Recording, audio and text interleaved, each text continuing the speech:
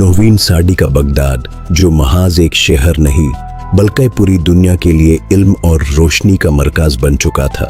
बैत उल हिकमह यानी the house of wisdom, एक ऐसी जगह जहां इंसानी अकाल ने नई बुलंदियों को छुआ। खलीफा हारून उर रशीद और अल ममून के दौर में यहाँ दुनिया भर से किताबें और इल्म एक जगह जमा किया गया। यूनान से लेकर हिंदुस्तान तक का इल्म यहाँ लाया गया और अरबी में तर्जुमा हुआ। इस तहरीक ने दुनिया की तारीख हमेशा के लिए बदल दी।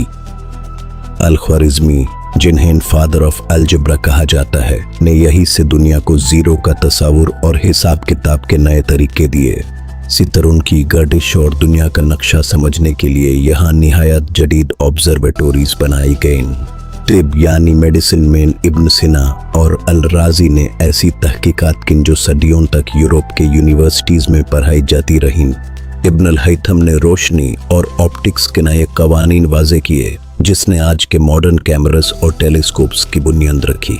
बैतुल हिकमा सिर्फ मुसलमानों का नहीं बल्कि हर मजहब और नस्ल के आलिम का घर था। यहाँ सिर्फ अकाल और दलील की हुक्मरानी थी। अगर बगदाद के ये आलिम न होता तो दुनिया पुरानी तहजीबों का इल्म हमेशा के लिए खो देती। उन्होंने तारीख को जिंदा रखा।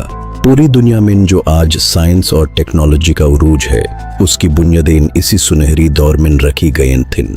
इस्लाम का पहला सबक इकरा यानी पढ़ो था। बैतुल हिकमह उसी सबक की एक निहायत अजीम मिसल है। आज हमें फिर से उसी जाज़बे की ज़रूरत है। अपनी तारीख को जानिए और इल्म की शामा को दोबारा रोशन कीजिए।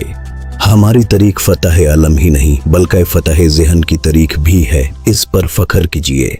मज़ीद ऐसी मालूमाती और तारीखी वीडियोस के लिए हमारे साथ रहिए। अल्लाह हाफिज़।